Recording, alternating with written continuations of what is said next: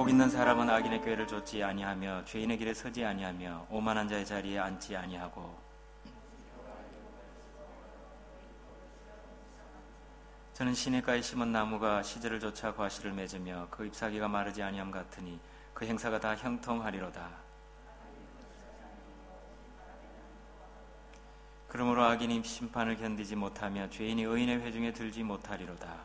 대저 의인의 길은 여호와께서 인정하시나 악인의 길은 망하리로다. 아멘. 예, 우리 박 목사님 나오셔서 오늘 성경 묵상과 구원에 대한 말씀 전해주시도록 하겠습니다.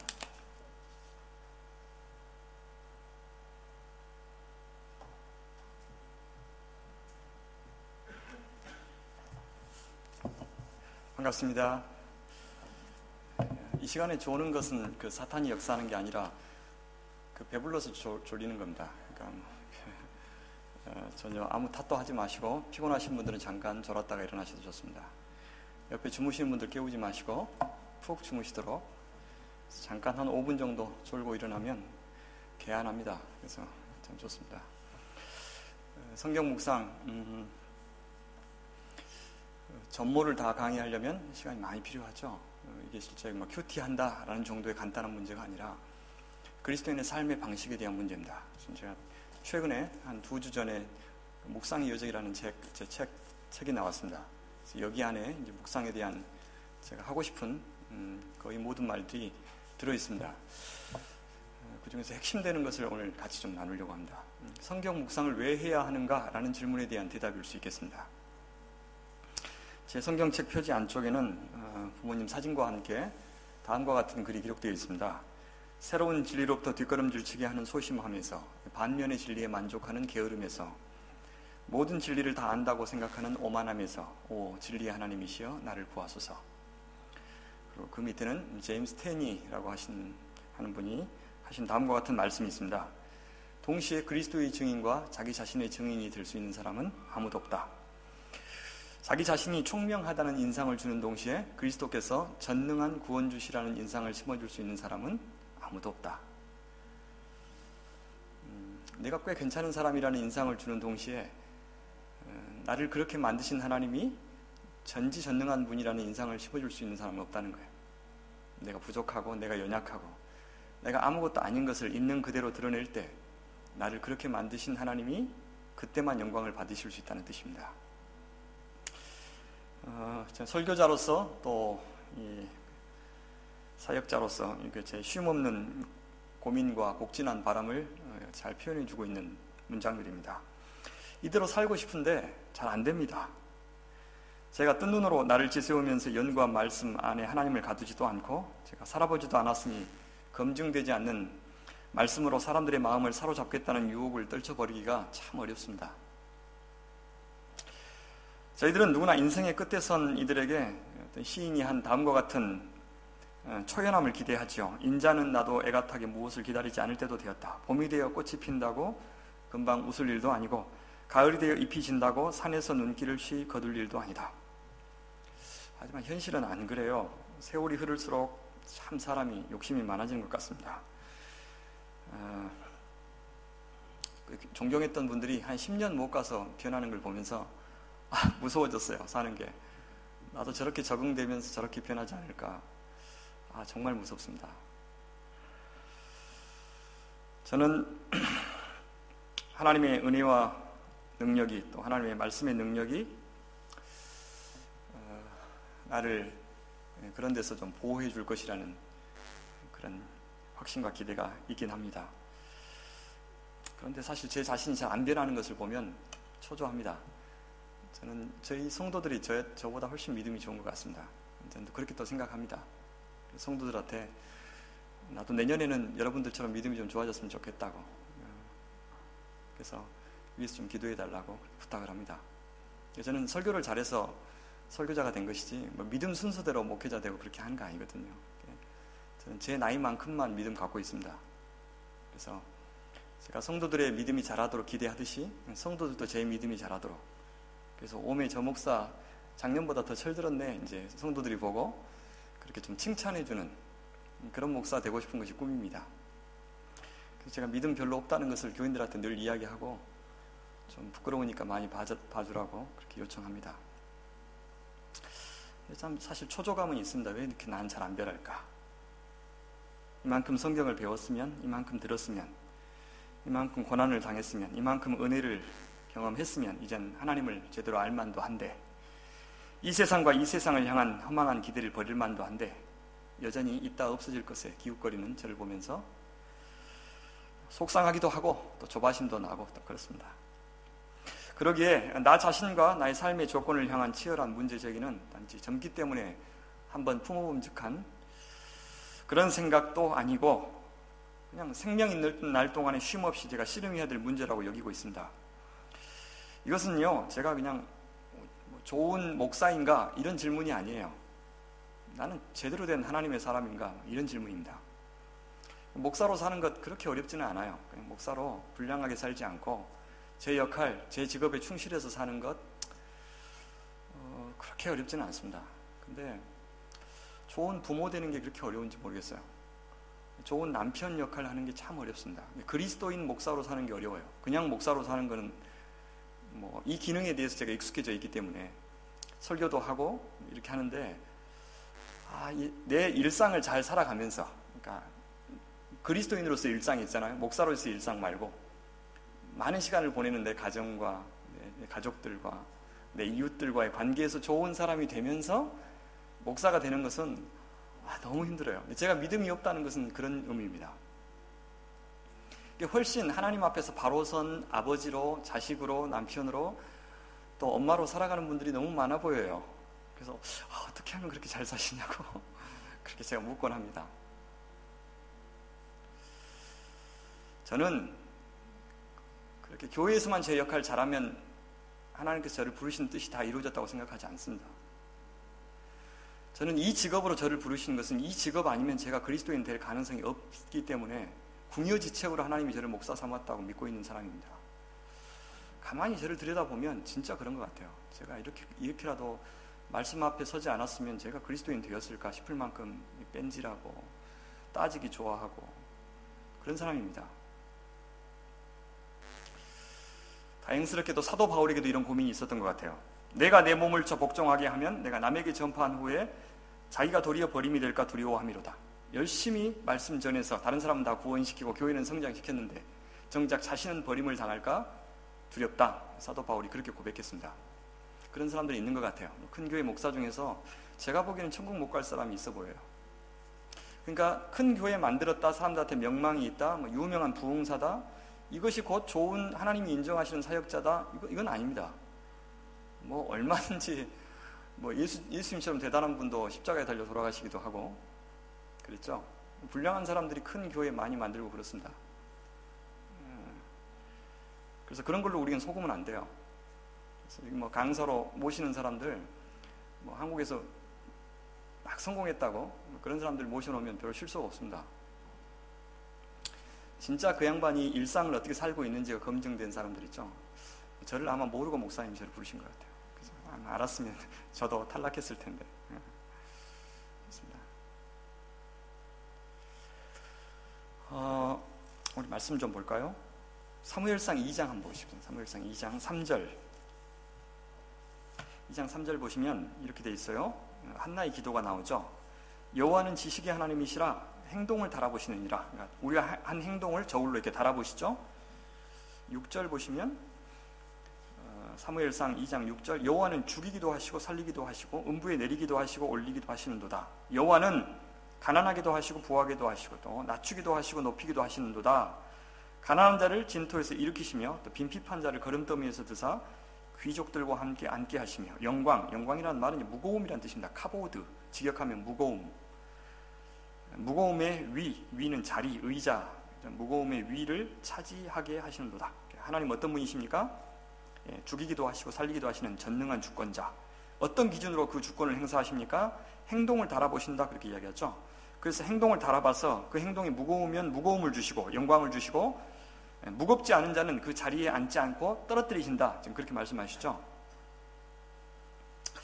그 다음부터 2장 11절 보시면 엘리의 아들들이 나오는데 17절 보십시오. 17절 이 소년들의 죄가 여호와 앞에 심히 크면 그들이 여호와의 제사를 멸시함이었더라. 멸시하다는 말이요, 히브리어로 직역하면 가볍게 여기답니다.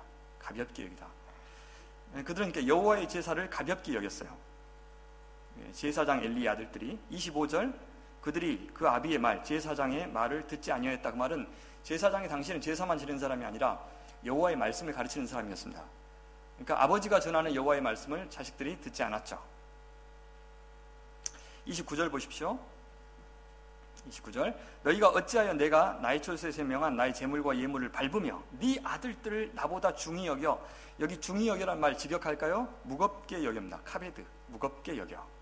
내 백성 이스라엘에 드리는 가장 좋은 것을 스스로 살찌게 하느냐? 그러니까 하나님은 가볍게 여기면서 자기는 어때요? 자기 아들들은 무겁게 여기고. 어떻게 무겁게 여겼어요? 하나님 말씀 무시하면서 자기 아들들만 막 살찌웠죠. 아들들을 막 무겁게 여겼습니다. 하나님의 말씀을 무겁게 여기지 않고 자기 자식들을 막 무거운 존재로 만들었죠. 그럼 하나님과 상관없는 무거운 사람들은 나중에 어떻게 돼요? 도살장에 끌려가게 됩니다. 내 자식들 하나님의 백성으로 잘 키우기보다도 세상에서 이 주가가 높은, 연봉이 높은 자식들로 열심히 살찌우면 어떻게 된다고요? 도살장에 끌려갑니다. 그런 부모들 많죠. 자식들 교육 잘 시킨다고 자식들이 세상에서 좋은 대학교 가도록 열심히 노력하지만 정작 신앙 문제에는 별로 관심이 없어서 주의를 기울이지 않아서 나중에 자식들이 하나님 곁을 떠나는 사람들이 많죠. 세상에서는 좋은 직장 얻었다고 자부심을 느끼지만 정작 하나님 나라에서는 버림받는 자식들 많이 생깁니다. 무섭지 않아요? 29절, 그리고 책망받죠? 30절 보십시오. 그러므로 이스라엘의 하나님 나 여호와가 말하노라. 내가 전에 네 집과 네 조상의 집이 내 앞에서 영영히 행하리라 하였으나, 옛날에는 그렇게 약속하셨죠. 그러나 지금은 이제 나 여호와가 말하는데 내 생각이 바뀌었다, 그죠? 결단코 그렇게 아니하리라. 왜요? 나를 존중히 여기는 자, 직역할까요? 카베드, 무겁게 여기는 자. 나를 무겁게 여기는 자는 내가 무겁게 여기고, 나를 멸시하는 자, 가볍게 여기는 자는 내가 경멸히 여기리라. 내가 가볍게 만들리라. 하나님을 말씀을 무겁게 여기느냐 가볍게 여기느냐에 따라서 내가 너를 가볍게 여기고 무겁게 여기고. 왜냐, 행동을 달아보시는 하나님께서 가벼운 자는 어떻게 하신다고요? 죽이시고, 무거운 자는 무거움을 주시고. 무거움이 뭐라고요? 영광, 그죠? 카보드, 영광을 주신다. 그 결과가 어떻게 됩니까? 3장 1절 보십시오. 자, 여호와의 말씀이 희귀하여 이상이 흔히 보이지 않더라. 이 사사시대를 전형적으로 묘사하는 표현이죠. 말씀이 들리지 않고 보이지 않는 시대다, 그 말입니다. 그때 제사장 엘리는 어떤 상태였습니까? 눈이 점점 어두워서 잘 보지 못한다. 자기 초소에 누웠다. 그래서 물론 육체적인 그런 상태를 표현한 말이지만 영적인 것을 암시하죠. 영적인 어두움을 암시하는 표현입니다. 3장 13절. 자, 그가 이제 3장 3절 보십시오. 하나님의 궤에 있는 여호와의 전에 사무엘은 누워 있습니다. 대조적으로 자기 초소에서 누워있는 이 엘리를 보십시오. 무엇을 암시합니까? 영적인 잠을 암시합니다. 그러니까 사무엘은 영적으로 굉장히 깨어있는데, 민감한데, 엘리는 영적으로 잠들어 있고 영적으로 눈이 어두운 사람이었습니다. 10절 보십시오. 3장 10절 사무엘이 어떻게 이야기합니까? 말씀하옵소서 주의 종이 듣겠나이다. 여호와의 말씀에 민감하게 재빨리 그렇게 반응하는 사무엘과 엘리 선지자가, 엘리 제사장이 대조되고 있습니다. 3장 11절 비노아스와 홈니, 그러니까 엘리의 두 아들이 죽어버립니다. 하나님의 궤는 빼앗겨버립니다. 하나님께서 말씀하신 대로 하나님의 말씀을 가볍게 여기고 하나님을 이용하려고 하는 자, 그러니까 하나님의 궤를 전쟁에서 이용하려고 하는 자, 하나님을 섬기는 대상이 아니라 하나님을 이용하려고 하는 대상, 하나님 섬겨서 덕 보려고 하는 세상, 헌금하는 것도 다 투자죠. 그런 사람한테는, 그죠? 이만큼 헌금하면 하나님이 2배로 주실 줄 알고 하나님과 거래하는 사람이죠. 그런 신앙 하나님이 인정하지 않겠다는 겁니다. 무슨 하나님이 거짓입니까? 그런 거 갖다 바치게. 3장 18절 어떻게 됩니까? 아들들이 죽었을 뿐만 아니라 엘리도 자기 의자에서 자빠져서 문 곁에서 목이 부러져 죽었죠. 아까 하나님을 가볍게 여기는 자는 하나님이 어떻게 하신다고요? 위에 앉지 못하게 하신다 그랬죠. 자리에 앉지 못하고 죽이신다, 그렇게 이야기했죠. 그렇게 되었죠. 하나님 자신보다 아들들을 더 무겁게 여긴 엘리는 영광, 무거움의 위, 의자에 오르는 대신에 의자에서 떨어져 죽게 했습니다. 하나님의 영광을 갖지 못하고 인간적인 무거움, 탐욕만 키웠기 때문입니다. 도살의 날에 제 몸을 살찌우는 데만, 제 자식의 몸을 살찌우는 데만 관심을 두었기 때문에 그렇게 된 것입니다. 우리는 하나님의 영광, 영생을 얻지 못하면 영원히 죽을 수밖에 없다는 사실을 꼭 기억해야 됩니다. 그가 왜 죽었습니까? 2장 29절에 보면 나이 많고 비둔한 영고라, 영적인 어둠이죠. 영적인 비둔함. 3장 21절 비느하스가 아들을 낳았는데 유복자를 낳았죠. 이름이 뭡니까? 이가봇, 이 플러스 카바드입니다. 이 플러스 카바드, 영광. 카바드가 떠났다 그 말입니다. 영광이 그에게서 떠났다. 하나님을 중시 여기지 않는 인생에게, 그 가문에게 하나님의 영광이 떠나버렸다, 그렇게 이야기합니다. 여러분, 말씀 묵상이 뭡니까? 왜 해야 됩니까? 하나님과 나 가운데 누구를 더 무겁게 여기는지를 늘 묻는 것이 하나님의 말씀입니다. 나의 인생, 나의 직장, 나의 배우자, 나의 학교보다 하나님을 더 무겁게 생각하고 그분의 자존심을 내 자존심보다 더 존중하고 있는가? 나는 과연 그분을 그분의 무게대로 대접하고 있는가? 아니면 홀대하고 있는가? 먹다 남은 것 드리고 쓰다 남은 시간 드리고 쓰다 남은 돈 드려도 되는 그런 존재로 내가 만들고 있지는 않은가? 말씀 보지 않으면 하나님이 그렇게 무겁게 보이지 않습니다. 하나님 말씀 앞에 사로잡히지 않으면 하나님이 그렇게 대단한 분으로 보이지 않습니다. 왜요? 인간은 인풋이 있는 대로 아웃풋이 있는 겁니다. 하나님 말씀 안 보는 대부분의 시간 속에서 TV에서 하나님 이야기합니까? 신문에서 하나님 이야기합니까? 아닙니다. 우리의 모든 관심사, 이것은 완전히 인본주의에 사로잡혀 있죠. 그런데 내가 어떻게 하나님을 대단하게 여기겠어요? 불가능합니다. 그렇죠? 하나님을 존중히 여기지 않는 우리들에게 야고보 선생님은 너희가 땅에서 사치하고 연락하여 도살의 날에, 멸망의 날에 너희의 마음을 살찌게 하는도다, 이런 책망을 받을 수 있는 것입니다. 말씀 묵상이 없는 삶, 날마다 말씀과 더불어 살지 않는 삶, 그것은 사무엘처럼 여호와 앞에서 수종 들고 여호와의 음성을 듣고 즉각 말씀하옵소서 주의 종이 듣겠나이다, 이렇게 하지 않는 삶으로는 결코 하나님보다 나보다 하나님을 무겁게 여기는 삶을 결코 살 수 없다는 사실을 기억해야 됩니다. 그러니까 성경 묵상은 해도 되고 안 해도 되는 그런 일이 아니에요. 일주일에 2번 말씀 듣고 버틸 수 있어요? 예배에 와가지고? 거의 불가능합니다. 근데 일주일에 한 번도 잘 안 오죠. 어떤 상태로 사는지 자기 자신을 잘 봐야 돼요. 잠깐 와가지고 한 30분 설교 듣는 것으로 일주일 내내 버틸 수 있는 것은 불가능한 일입니다. 원래 불가능합니다.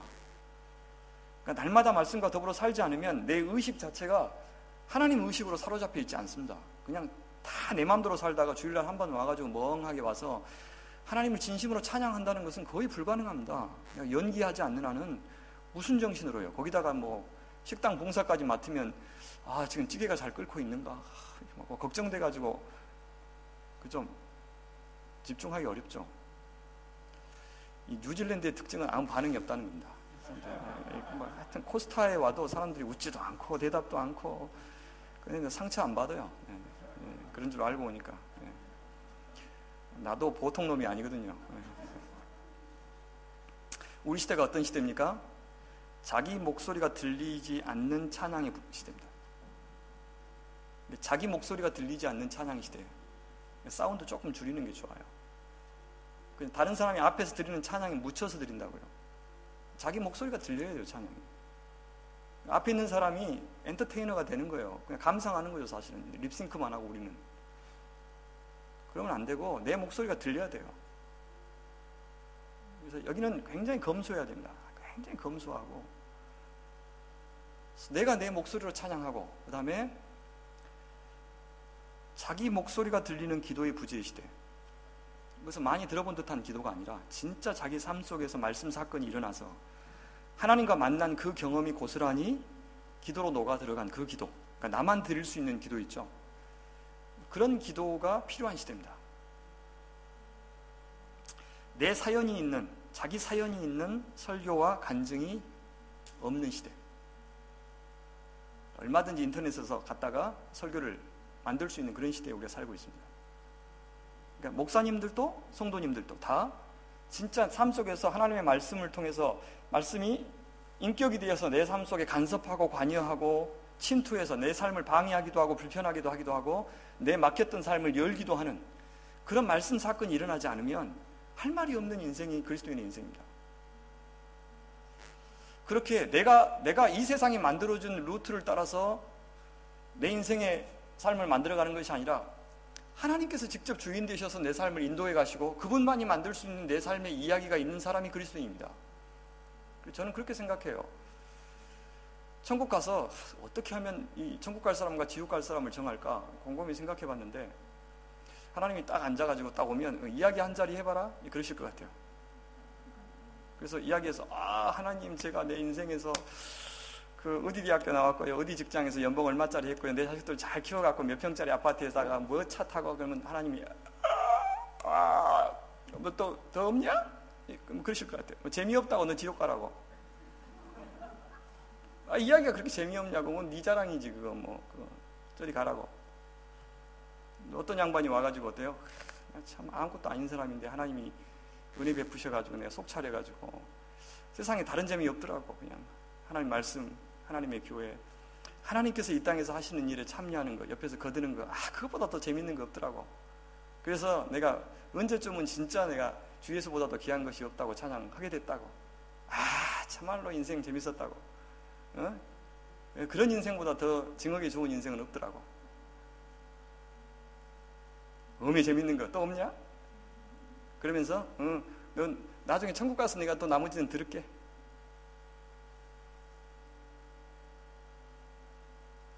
세상이 만들어 놓은 영웅신화를 따라가려다가 세상 앞에 자랑이 되는 것들만 가득하고 내가 내 인생의 주인 되고, 그런 사람들이 천국 가서 뭐 합니까? 그런 녀석들 천국 데리고 가가지고 천국이 어떤 곳이 되겠어요? 하나님의 백성 아닙니다. 왜 우리 마음대로 천국의 문턱을 낮춥니까? 개나 소나 다 천국에 들어가게 만들어요? 그리스도의 보혈의 십자가가 대단하다 그러면 그 대단한 십자가가 겨우 그 정도 사람 만드는 정도밖에 안 돼요? 매력 없어요. 그러면 온통 이 세상에서 죽을 때까지 끝까지 자기 영화 다 누리고 자기가 갖고 있는 돈으로 자기 인세상에서 편하게 온갖 누리면서 살려고 하는 사람 천국 데리고 가서 뭐 하냐고요. 호스피스 사역을 하는 제 아는 친구 목사님 있습니다.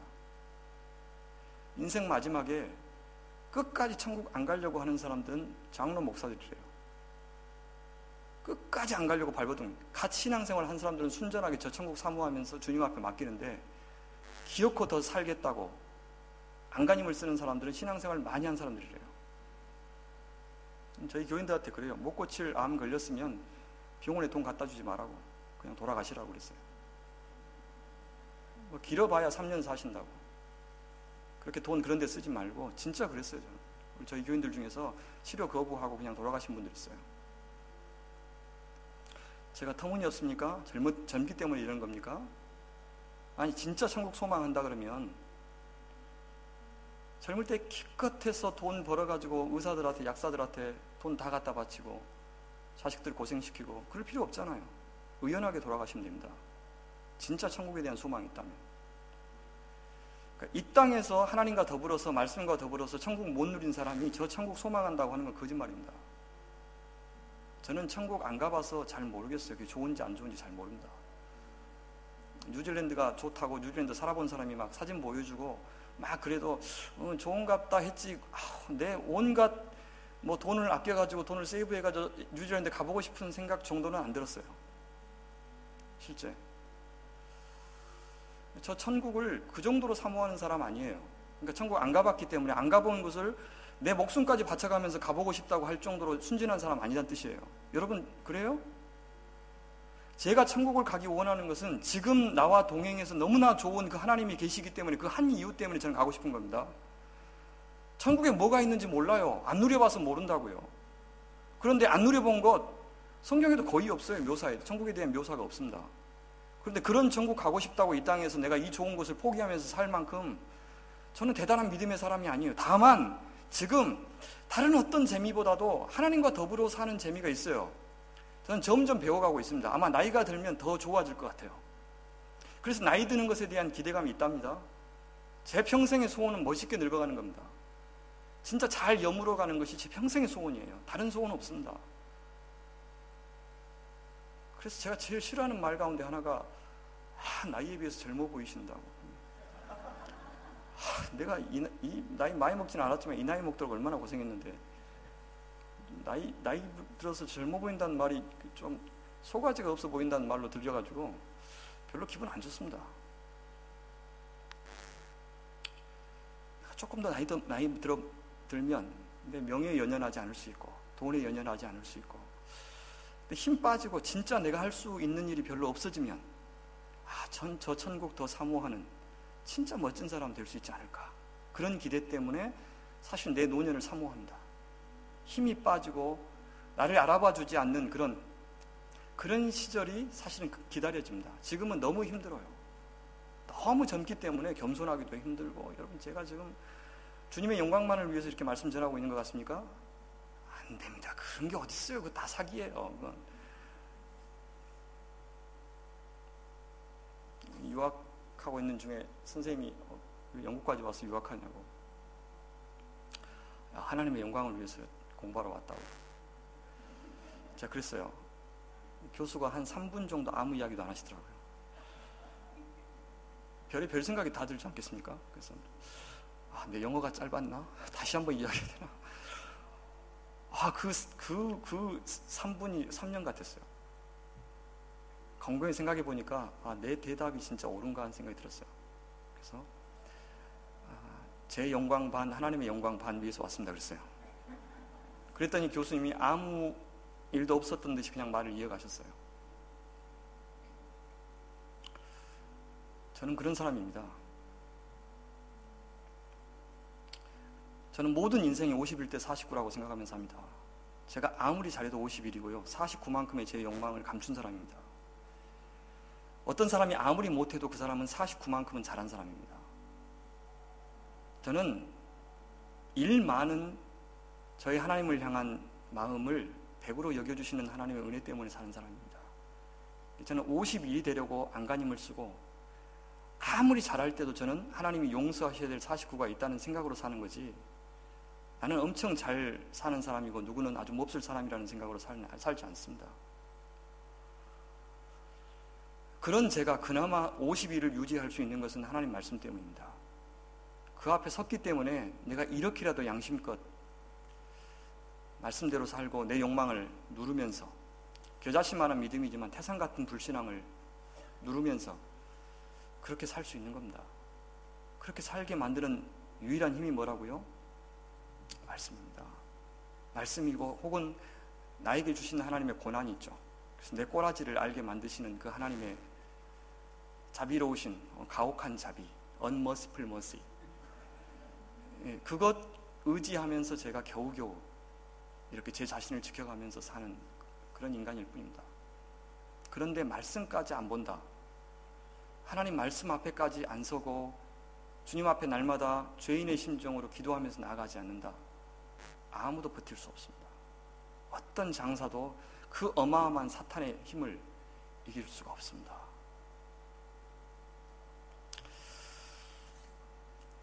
사실 이것은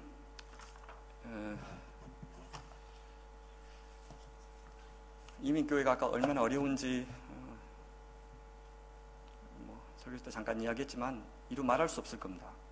이민교회의 어려움은 목회자의 어려움이기도 하고 우리 성도님들의 어려움이기도 합니다. 정말 어렵습니다. 제가 영국에서 3년 목회하고 나서 목사 되기를 포기한 사람입니다. 그러니까 징해 죽겠더라고요. 그래서 절대 목회 안 한다. 나 같은 이 그릇이 작은 사람은 절대 목회 안 한다. 그렇게 생각할 정도로 고생했습니다. 그러니까 제가 젊기 때문에 굉장히 그때는 부족했어요. 그러니까 그 어려운 상황을 헤쳐나갈 힘이 없었습니다. 너무 힘들었어요. 그래서 여러분들이 겪고 있는 이제 어려움들, 본인의 부족함 때문에 혹은 목회자의 부족함 때문에 또 이 이민사회가 갖고 있는 한계 때문에 겪는 어려움을 어느 정도는 짐작합니다. 그럼 교회가 어떻게 해야 되겠습니까? 교회가 본질에 충실해야 됩니다. 본질에 충실해서 본질을 이루는 것은 시간이 겁나 오래 걸립니다. 그래서 다 안 하려고 그럽니다. 다 그냥 손쉬운 프로그램에 의존하려고 그러지, 오래 걸리는 말씀의 뿌리를 내리고 절대 어떤 인간의 연약함에도 흔들리지 않는 교회의 정체성을 유지하는 그런 길을 좀처럼 가지 않으려고 합니다. 그러나 진짜 중요한 가치는 시간 속에서만 형성이 되는 것, 살아보셨으니까 알지 않습니까? 그래서 고집스럽게 포기하지 않고 하나님의 말씀이 성도 개인의 삶에 뿌리 내리도록 온 힘을 다하고 그것을 위해서 다른 어떤 것들을 희생시키는 그런 결단이 있고서야 교회가 교회 될 수 있습니다. 저희 이제 부모님은 여전히 한평에서 농사 짓고 계십니다. 가끔 가서 농사 짓는데 목사가 편한 직업이 없다는 생각을 합니다. 이번에도 엄청 더웠습니다, 한국에. 그래서 이제 고추 농사 하시는데 고추 따느라고 죽을 뻔했습니다. 엄청 힘듭니다. 근데 시골 어른들은 그렇게 말씀하시죠.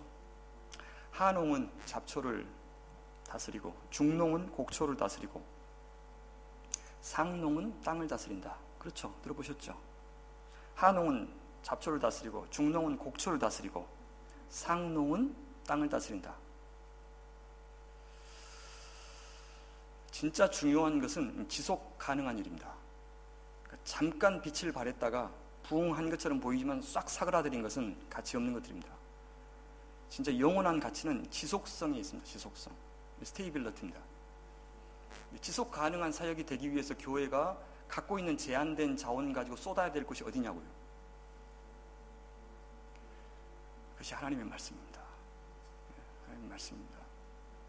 막 단기 선교나 이런 것들도 필요하긴 한데 교회가 하고 싶은 거 다 하면서 진짜 중요한 것을 붙들 만큼의 역량이 교회가 없습니다.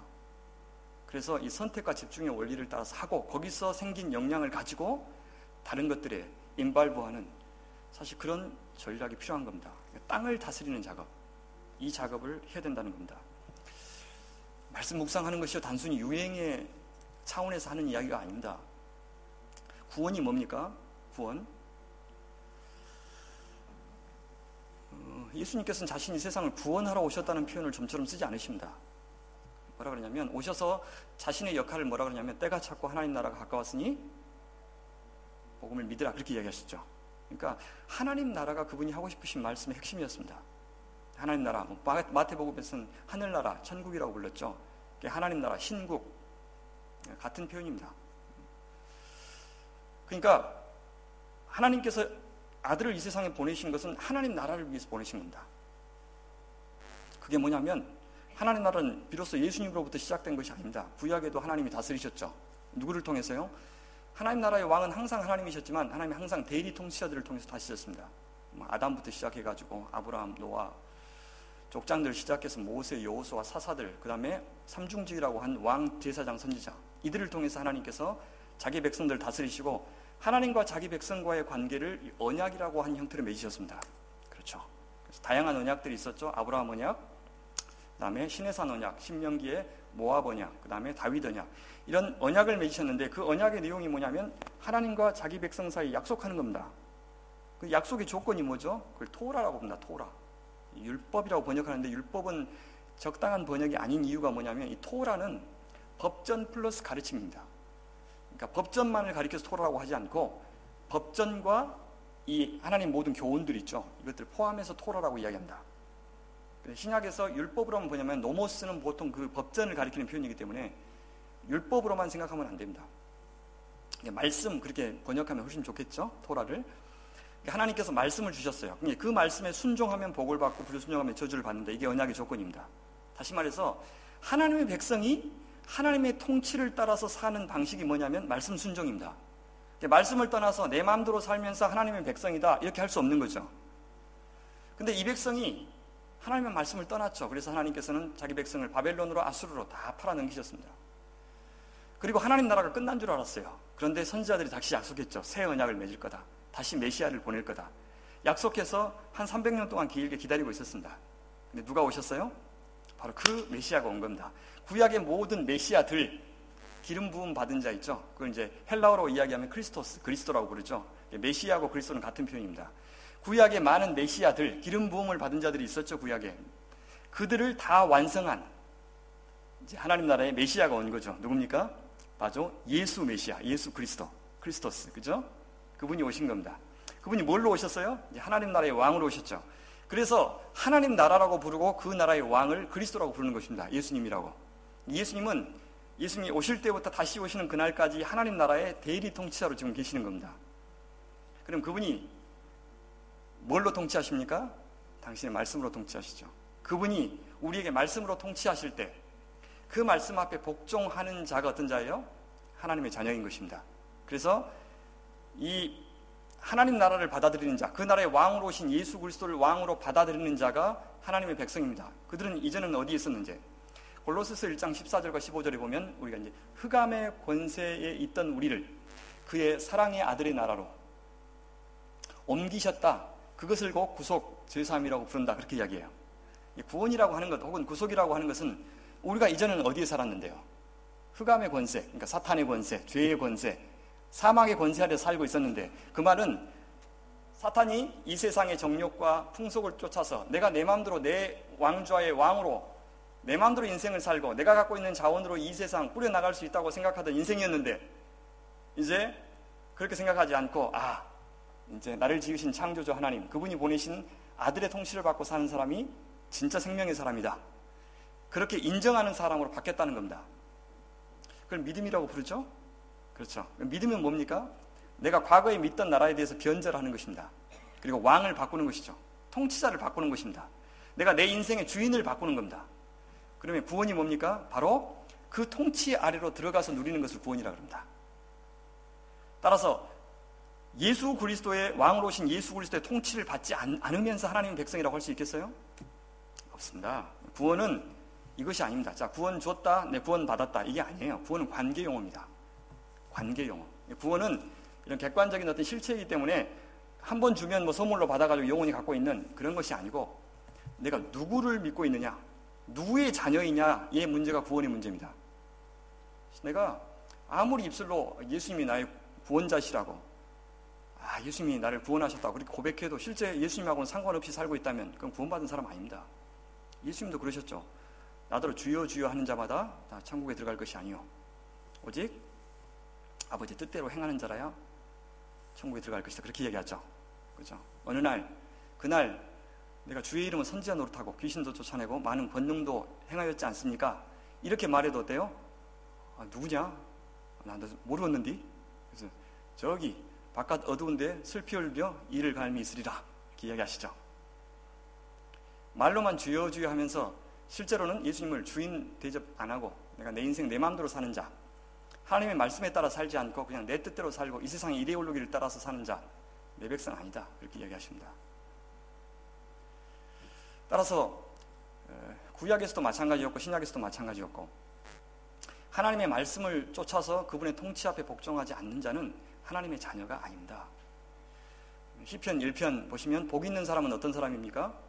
악인의 길을 쫓지 않고 죄인의 길에 서지 않고 오만한 자의 자리에 앉지 않는 자, 그렇게 이야기하죠. 무슨 법이 쓰였습니까? 국어 공부하신 분들? 점층법이 쓰였죠. 그죠? 왜요?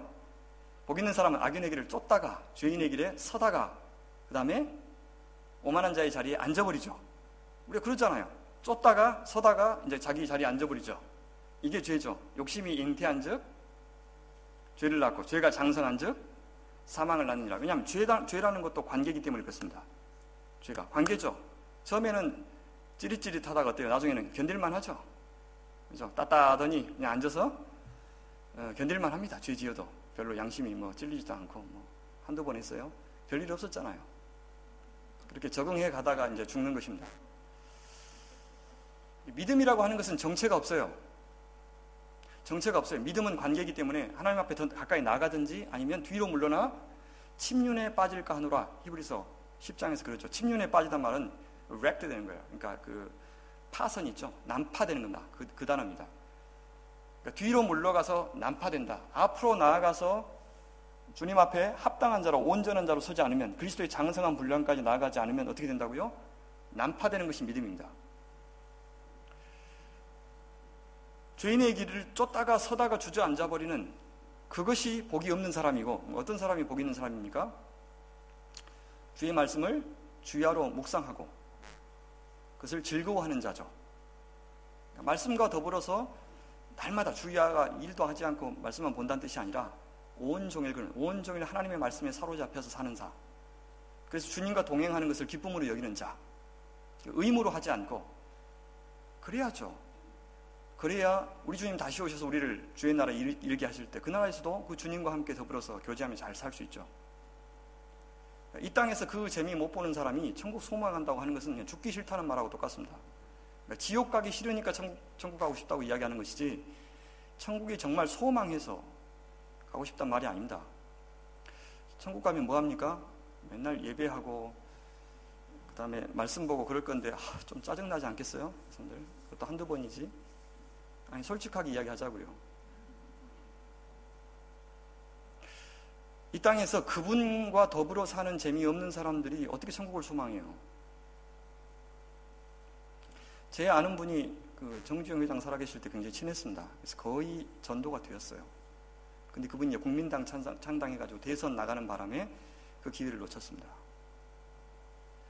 정주영 회장한테 천국에 황금길 깔려있으니까 가자고 그렇게 이야기하면 그분이 매력적이겠어요?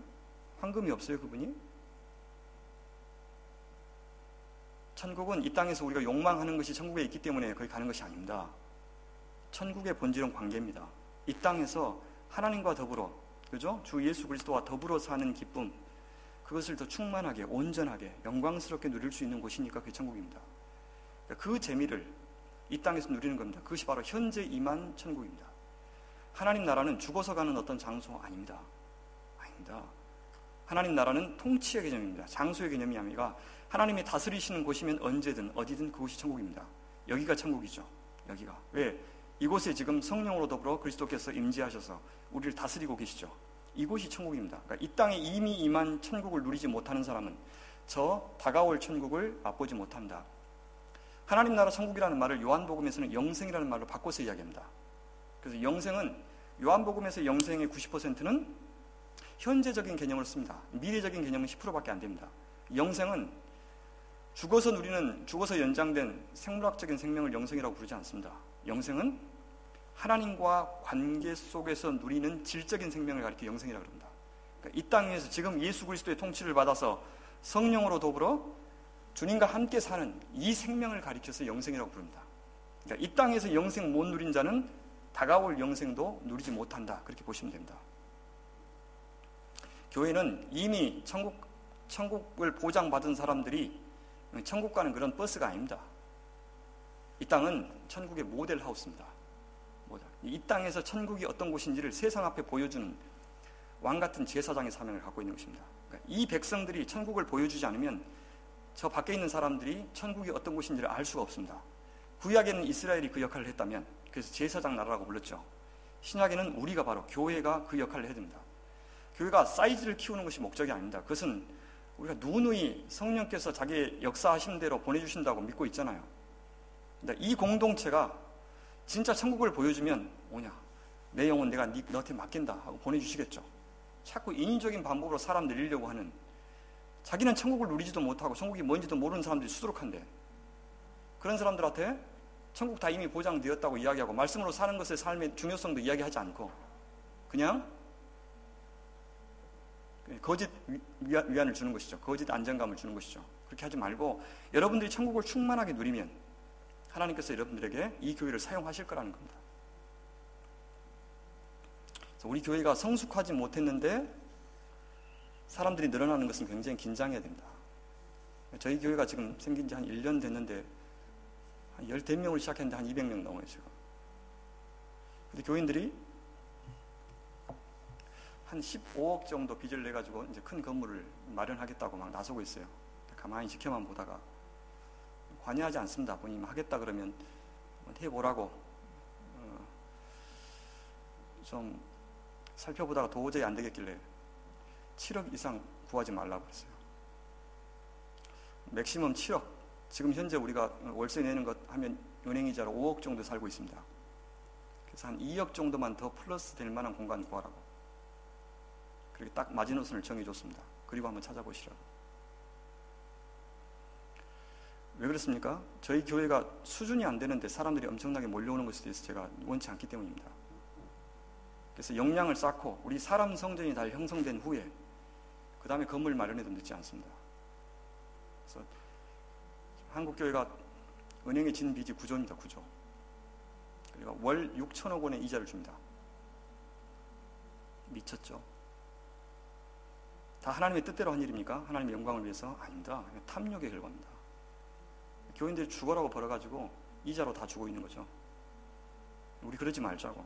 우리 사람한테 투자할 거라고. 은행한테 이자 주지 말고 우리가 할 수 있는 헌금 범위 내에서 하자고. 또 기회 주시면 조금 더 옮기더라도 그렇게 했습니다. 사람 늘리는데 우리가 관심 기울이지 말고 좀 힘들더라도 우리 자신이 행복하고 여기가 말씀으로 천국을 이루는 곳이 되면 하나님께서 부탁한다, 이 영혼도 좀 맡아달라. 부탁한다, 이 영혼도 맡아달라. 이민교회는 싸우지만 않으면 사람들 자동적으로 늘어납니다. 그러니까 원칙만 지켜가면서, 진짜 본질만 지켜가면서 우리 자신을 부정하기 위해서 예수는 나 자신을 부정하면서 진짜 하나님께서 우리 안에서 왕노릇 하시고 영광 받으시도록 그렇게 예수고 하나님께서 채워주셔요. 제발 좀 믿으십시오. 제발 믿으세요. 그런 믿음 없으면 우리가 어떻게 살아요? 그래서 제발 오클랜드에도 소문난 좋은 교회, 그죠? 마음 놓고 좀 보낼 수 있는 그런 교회 있어야 되지 않겠습니까? 가는 곳마다 속이 터져요. 한 1년에 한 석 달 정도 해외 사역을 하는데 이민 교회들마다 상황이 비슷하니까 제가 겪었던 어려움들이 생각나기도 하고, 다른 거 꿈꾸지 마십시오. 다른 거 꿈꾸지 마시고, 경제적으로 많이 힘드실 겁니다. 힘드시고 그러더라도 본질에 충실하시면 좋겠습니다. 시편 1편에서 그렇게 여호와의 말씀을 즐거워하고 주야를 묵상하는 자가 조금 더 나이스한 그리스도인이다 그렇게 이야기하지 않아요. 그렇게 복 있는 자의 반대로 뭐라 그래요? 죄인과 악인을 이야기해요. 그러니까 그 복을 누리지 못하면 어떤 자예요? 악인이라는 거예요. 죄인, 하나님의 백성 아니라는 거예요. 왜냐하면 언약에 순종하는 자는 복을 받고 순종하지 않는 자, 하나님의 백성 아닌 자는 뭘 받아요? 벌을 받죠. 그러니까 복이라고 하는 것은 이 세상의 물질적이고 현세적인 것이 아닙니다. 하나님의 백성으로서 누리는 혜택들 있죠. 그죠? 그게 때로는 고난일 수도 있죠. 고난이 우리에게 유익하면 고난도 주시고, 물질이 부족하시면 물질도 주고, 물질이 많으면 물질을 걷어 가치기도 하고, 그런 모든 것들이 다 복이죠. 자기 백성으로 충만하게 자신과의 교제를 누릴 수 있고, 그 다음에 상대적인 것이 아니라 영원한 가치, 영원한 것을, 하늘의 신령한 것을 누릴 수 있게 하시는 하나님의 모든 조치들을 다 복이라고 합니다. 예수 믿고 복 받았다는 말은 그 말이죠. 예수 믿고 부자 됐다는 말도 아니고, 예수 믿고 승진했다는 말도 아니고, 예수 믿고 병 나았다는 뜻도 아니고, 예수 믿고 예수를 알게 되었다는 거예요. 예수 믿고 예수 사랑하게 되었다는 것이 복입니다. 그러니까 그 복을 누리지 못하는 사람은 어떤 사람이라는 거예요? 악인이고 죄인이라는 겁니다. 디모데 후서 3장 15절과 16절을 보면 앞에 이 세상이 어떤 세상인지를 보여줘요. 3장 시작하자마자 이 세상은 돈 사랑하고 자기 사랑하고 쾌락을 하나님보다 더 사랑하고 교만하고 이웃을 굉장히 폭력적으로 대하고 자긍하며 교만하며 회방하며 자고하며,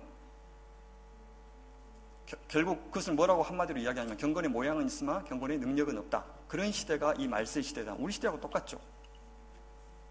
그런 시대에 경건하게 살고자 하는 자는 핍박을 받을 수밖에 없을 것이다. 그런 시대의 경향에 거슬러서 사는 사람은 핍박을 받을 수밖에 없을 것이다. 이 세상은 점점 더 악해질 것이다. 그렇게 이야기해요. 그러나 너는 베드로야, 아니 디모데야, 너는 에베소 교회의 성도들아, 너희는 배우고 확신한 일에 거하라. 그렇게. 그럼 배우고 확신한 일에 거하라. 그 다음에 분사로 되어 있어요. 그러니까 왜냐하면 번역해야 돼요. 왜냐하면 네가 배운 그것이, 배운 너희를 가르치는 그 사람이 굉장히 믿을 만한 사람이기 때문에, 그 다음에 네가 배웠던 그것이 뭐기 때문에, 그게 바로 우리가 이야기한 그겁니다. 하나님의 말씀은 살았고, 아니 자시요 3장 디모데 후서 3장 15절부터 네가 어려서부터 성경을 알았나니, 그러니까 네가 배운 것이 성경이기 때문에, 성경은 능히 너로 하여금 그리스도 예수 안에 있는 믿음으로 말미암아 구원에 이르는 지혜가 있게 하느니라. 구원은 끝났어요? 아니면 이르는 이에요? 구원은 여정입니다. 여정. 구원은 여정이에요. 구원은 다 끝난 것이 아니라 여정입니다. 왜냐하면 구원의 핵심은 우리가 하나님의 사람이 되어가는 겁니다. 하나님과 교제할 수 있는 사람으로 되어가는 것이 구원의 핵심이기 때문에 이것은 관계는 깊어지는 거죠. 그래서 그리스도의 형상까지 우리가 온전해지는 것이 구원의 핵심입니다. 그런데 그 과정 속에서 무엇이 있어야 가능하다고요? 하나님의 말씀입니다. 하나님의 말씀으로 이 세상이 창조되었듯이 하나님의 말씀으로 이 세상이 새롭게 창조된다고 이야기하는 거예요. 주의 성령께서 우리 안에 역사하셔서 그 말씀으로 역사하셔서 말씀에 순종하는 자를 하나님의 사람으로 하나님께서 거하실 만한 성전으로 처소로 만들어가는 거죠. 이 시간 이후로 이 건물을 성전이라고 부르면 안 됩니다. 이거는 예배당입니다. 예배당. 건물, 성전은 성경에서 철저하게 예수님만 성전이라고 그랬고 예수님의 몸인 이 성도들만 성전이라고 불렀습니다. 역사상 성전은 예루살렘에 딱 한 곳밖에 없었고 주후 70년에 무너졌고 유대인들도 그 이후에 어떤 공간들을 성전이라고 부른 적이 없습니다. 신학적으로. 그래서 이건 건물이고 그냥 예배당 건물이고 누가 성전이에요?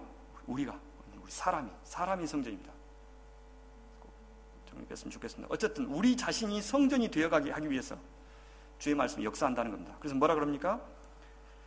성경은 구원에 이르는 지혜가 있게 하는데 모든 성경은 하나님의 감동으로 된 것으로 교훈과 책망과 바르게 함과 의로 교육하기에 유익하다. 성경을 통해서 우리가 책망도 받고 칭찬도 받고 갈 길을 인도도 받고 이 세상에 그런 처세술이 말고 진짜 이 세상을 이기는 지혜, 성경은 뭐라 그럽니까? 십자가가 지혜라고 그러죠. 그러니까 십자가의 도를 따라서 주님의 뒤를 따라가는 삶이 진짜 생명의 길인 것을 누가 가르쳐 준다는 거예요? 성경이 가르쳐 준다는 거예요. 성경 보지 않으면 주님의 방식대로 사는 것이 승리의 길이라고 어떻게 믿게 돼요? 십자가의 방식대로 겸손하게 낮아지면서 이 세상의 욕망을 추구하지 않으면서 사는 삶이 승리의 길이라고 어떻게 믿을 수 있냐고요. TV에서 가르쳐줘요? 학교에서 가르쳐줘요? 성경 말고는 가르쳐주는 것이 없습니다. 그래서 뭐라 그럽니까?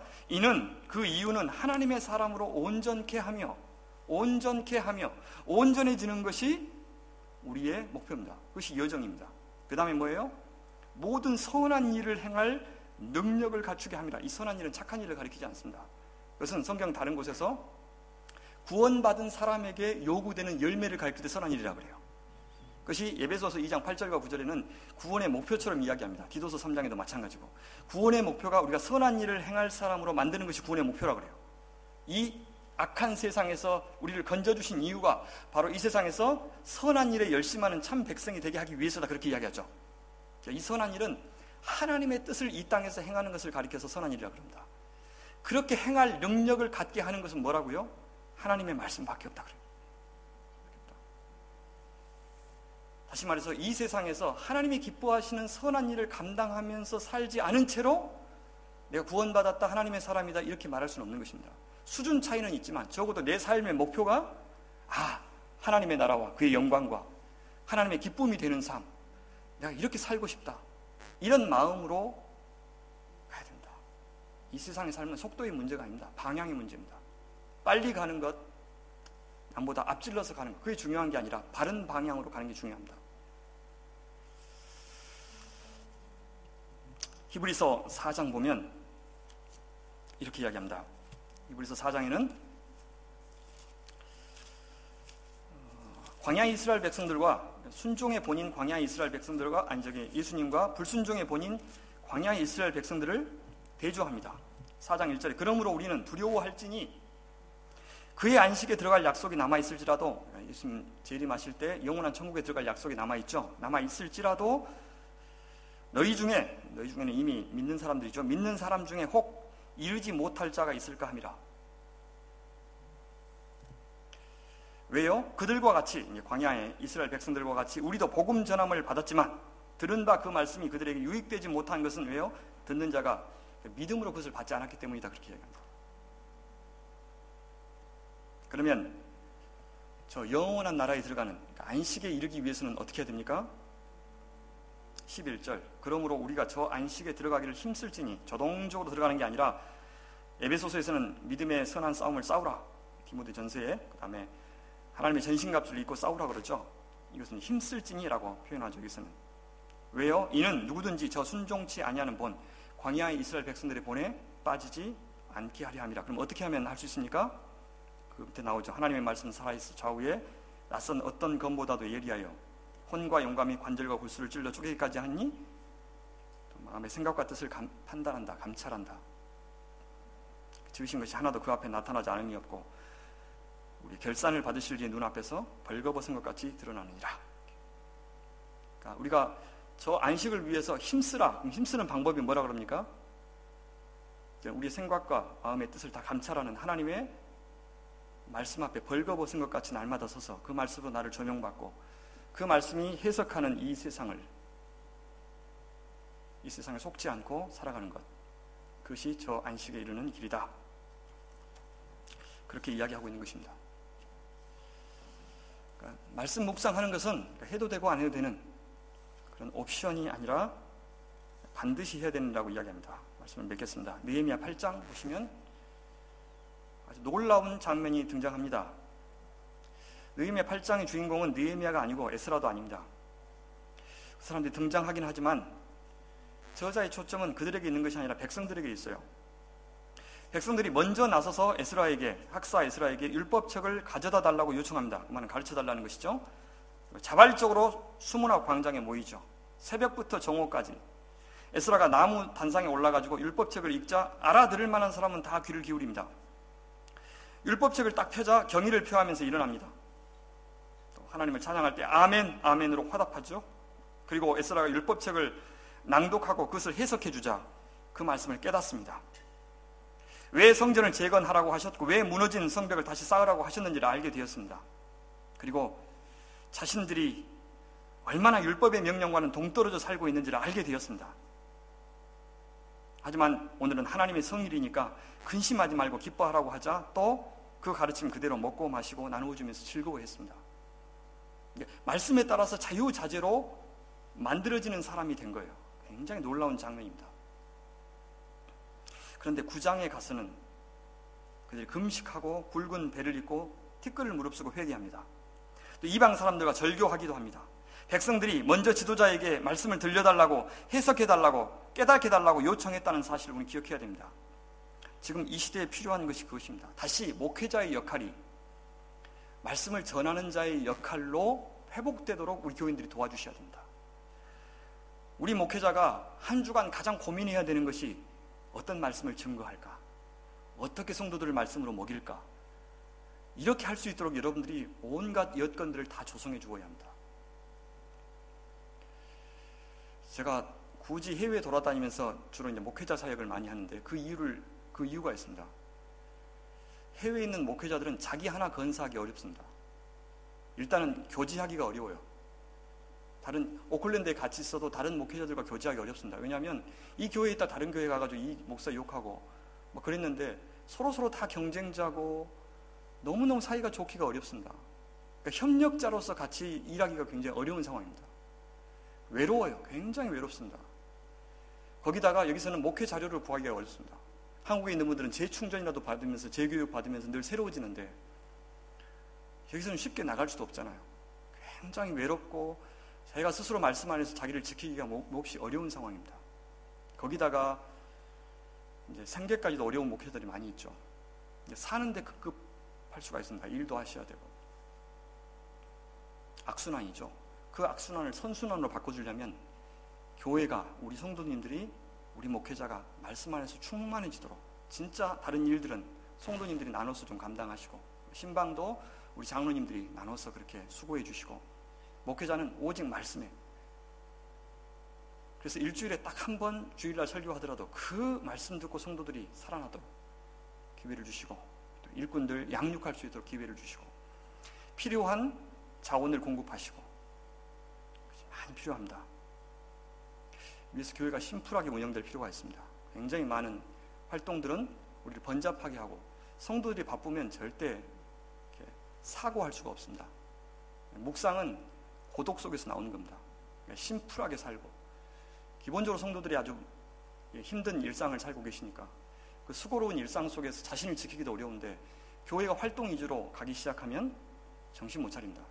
그래서 교회도 심플하게 오직 하나님의 말씀 앞에 설 수 있도록 그런 여건을 조성하고 그래야 됩니다. 느헤미야 13장에 가면 느헤미야가 12년 동안의 총독 사역을 마치고 본국으로 돌아간 사이에 다시 유대는 그 이방인들과 통혼하기 시작했어요. 성전도 있고 성벽도 다시 쌓았는데 율법을 전할 지도자가 없고 백성들 마음에 율법에 대한 경외감이 사라지자 공동체 문제가 생긴 겁니다. 말씀이 사라지면 다시 문제가 생기는 것입니다. 느헤미야가 돌아와서 더 충격을 받은 것은 뭐냐면요, 그들 사이에서 태어난 자녀들이 이방의 언어에는 능통하지만 히브리어는 대화하지 못한다는 데 있습니다. 언어의 상실. 왜 이것이 심각하냐면 언어의 상실은 문화의 상실을 의미하기 때문입니다.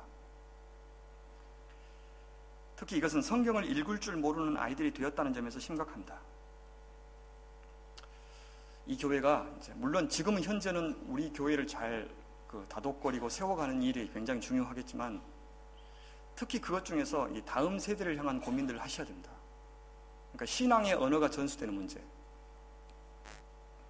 성경보다도 강대국의 언어인 영어를 더 소중하게 여기는 동안 우리 아이들은 정신을 잃어가고 있습니다. 하나님을 잃어가고 있고 신앙은 단절되고 있습니다. 죽은 영혼으로 살고 있습니다. 그래서 교회가 현 세대의 신앙을 다음 세대로 전수하는 일에 어떻게 나서야 되는지를 고민 많이 해주셨으면 좋겠습니다.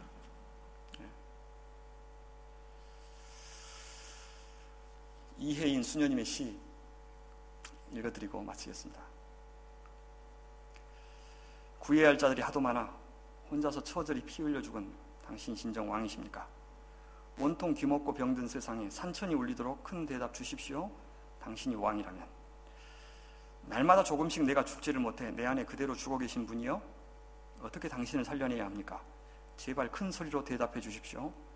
당신이 왕이라면. 우리가 예수님을 죽였습니다. 여전히 죽어 계신 채로 우리 안에 계신, 우리가 왕 노릇하는 동안, 우리가 하나님의 말씀을 묵상하지 못하는 동안 여전히 죽어 계셔서 왕 노릇하지 못하시는 그분을 다시 살려내고 그분이 우리 교회에, 우리 개인의 인생에 왕이 되어 다스리시도록, 그래서 이곳이 천국이 되고 우리가 풍성하게 영생을 누려서 생명의 소식이 사랑의 교회를 통해서 정말 오클랜드 전체에 퍼져나갈 수 있기를 바랍니다. 갈 곳 없지 않습니까? 사람들 마음 둘 데 없지 않습니까? 그럴 때 이곳에 오면 말씀이 있고 위로가 있고 또 하늘에 평화가 있는 그런 교회 되시기를 바랍니다. 기도하겠습니다. 하나님 아버지, 감사합니다. 죄인들은 저희들을 구원해 주시고 또 말씀 주셔서 날마다 살아계신 하나님과의 인격적인 교제 속에 살 수 있도록 초청해 주셔서 감사합니다. 하나님 아버지, 이제로 우리 모든 삶의 중심에 말씀이 있게 하시고 그 말씀의 권능으로 우리 속에서 주께서 역사하시고 간섭하시고 행하셔서 하나님 나라가 우리의 삶 속에 이루어지게 도와주시고 우리의 삶과 인격과 또한 우리의 모든 결정 속에서 우리 주님의 영광이 드러날 수 있도록 도와주시옵소서. 이 일을 위해서 사랑하는 이 사랑의 교회를 이 오클랜드에 세우셨사오니 주께서 맡기신 사명 귀하게 감당하고 즐거이 주님 앞에 나아가 말씀과 더불어 하나님과 동행하는 인생들이 다 되게 도와주시옵소서.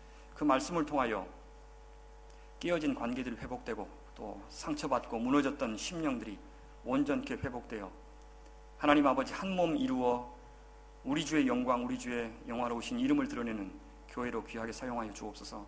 사랑하시는 목사님 특별히 붙드시고 함께 하시고 또한 말씀의 은혜를 더하셔서 선포되는 말씀을 통해 하나님의 살아계심이 드러나게 도와주시고 또한 죽은 영혼들이 살아나고 죄인들이 죽게 돌아오고 그리하여 하나님 이 땅에 교회에 세우신 귀한 당신의 뜻이 온전히 이루어지도록 사용하여 주옵소서. 예수님의 이름으로 기도드립니다. 아멘.